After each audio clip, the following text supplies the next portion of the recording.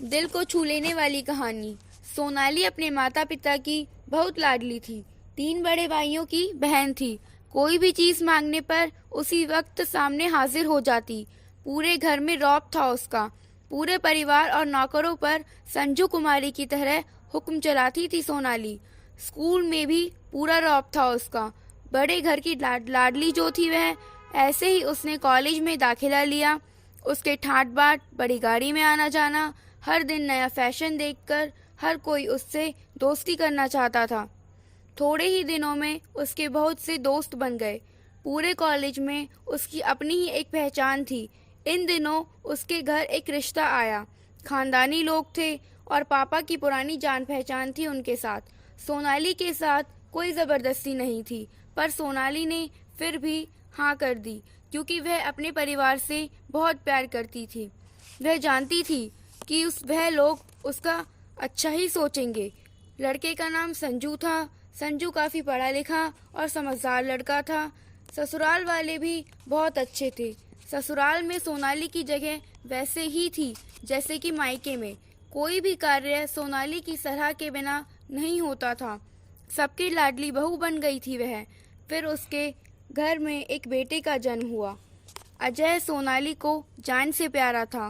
पोता पाकर ससुराल वाले तो फूले नहीं समाते थे। सोनाली कभी कभी सोचती कि उसकी किस्मत कितनी अच्छी है। उसका घर अपना उसे कितना प्यार करता है। चाहे जीवन में कैसा भी समय आए, मेरे अपने हमेशा मेरे साथ हैं। मैं कभी अकेली नहीं हो सकती। कितनी खुशकिस्मत हूँ मैं। और शायद सोनाली की खुशियों को उसकी अपनी ही नजर लग गई। एक दिन मायके जाने की जिद कर बैठी। संजू को बहुत काम था, लेकिन वह फिर भी उसे ले गया। रास्ते में उनकी गाड़ी अन्य गाड़ी से टकरा गई। सोनाली, संजू और अजय बहुत बुरी तरह से जख्मी हो गए। काफी दिनों के इलाज के बाद संजू और अजय ठीक हो गए, लेकिन सोनाली पूरी तरह ठीक ना हो सकी। सर पर चोट लगने के कारण वह अपनी आंखों की रोशनी खो बैठी। अब सोनाली की किस्मत जैसे उल्टे पांव चलने लगी। मायके वाले कुछ दिनों तक उससे मिलने आते रहे, फिर कभी कभार फोन ही करके पूछ लेते थे कि अब कैसी हो। धीरे धीरे ये सिलसिला भी कम हो गया। ससुराल वालों की सहानुभूति भी कम होने लगी। घर में किसी को पास बैठने के लिए कहती तो जवाब मिलता, बहुत काम है, अब तुम भी हाथ नहीं बटा सकती। संजू भी चिड़चिड़ा हो गया था। बस अजय ही था उसके साथ, जिसके साथ हंसते खेलते उसका वक्त गुजरता। एक दिन सोनाली के हाथ से कुछ सामान गिर गया, जिसकी वजह से अजय को हल्की सी चोट लग गई। सोनाली के सास ससुर ने अजय को उससे अलग कर दिया कि कहीं उसके ना देखने की वजह से बच्चे का कोई नुकसान ना हो जाए। सोनाली अंदर से टूट चुकी थी। एक दिन उसने सबके सामने मायके जाने की इच्छा रखी, तो संजू उसे तुरंत मायके छोड़ आया, जैसे कि वह भी यही चाहता था। लेकिन अजय को उसके साथ नहीं भेजा गया। सोनाली कभी अजय से दूर नहीं रही थी, पर अपनी कमी के कारण उसने ज्यादा बहस नहीं की। सोनाली को लगा कि वह 3-4 दिन वहाँ रहेगी तो थोड़ा हवा पानी बदल जाएगा, क्योंकि वह कितने दिनों से कहीं भी बाहर नहीं गई थी। घर वाले भी इतने दिनों बाद उसे देखकर कितने खुश होंगे। सोनाली के घर पहुंचने पर सब लोग बहुत खुश हुए।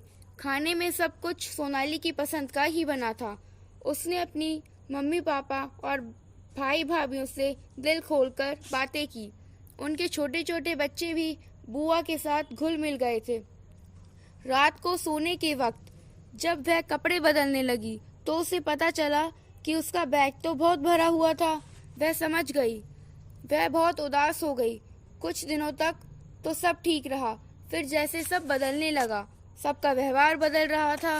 वह लोग जैसे थक चुके थे उससे। सब लोग घुमा फिरा कर पूछने लगे कि संजू कब आ रहा है उसे ले जाने। वह बहाना बना देती, जबकि वह जानती थी कि उस घर में अब उसके लिए कोई जगह नहीं। सोनाली से चलते वक्त कुछ न कुछ नुकसान हो जाता। थोड़ी बहुत टोका टाकी उसे सुनाई देती, वह टाल देती। एक दिन उसके हाथ से लगकर एक कीमती फूलदान टूट गया। छोटी भाभी ने बहुत हंगामा मचाया। सोनाली के माता पिता रोज रोज के झमेलों से तंग आ गए थे। उन्होंने संजू को खुद से फोन किया। सोनाली को अपने परिवार वालों से ये उम्मीद ना थी। जिस सोनाली के कहे बिना घर में एक पत्ता भी नहीं हिलता था, उस घर के लिए वह अब बोझ बन चुकी थी। संजू के साथ ससुराल आते वक्त वह बहुत खुश थी, क्योंकि वह अपने घर जा रही थी, अपने जिगर के टुकड़े अजय के पास। परंतु यह खुशी भी कुछ पल की ही थी। सारा बंदोबस्त पहले से ही किया हुआ था। सोनाली को सीधे ऊपर वाले कमरे में पहुंचा दिया गया। अजय से दूर रहने की सख्त चेतावनी दी गई। एक काम वाली लता को उसकी जिम्मेदारी सौंपी गई, जो उसके खाने पहनने जैसी जरूरतों का ध्यान रखती। सोनाली ज्यादातर चुप ही रहती। कभी कभी काम वाली लता से थोड़ा बतिया लेती। उसके जरिए अजय का पता चल जाता। सबकी लाडली बेटी और बहू सबके लिए लाडली से बोझ बन चुकी थी। अगर आपको हमारी आज की दिल छू जाने वाली कहानी पसंद आई हो तो आप हमारे चैनल हेलो जिंदगी को सब्सक्राइब कर लें। धन्यवाद।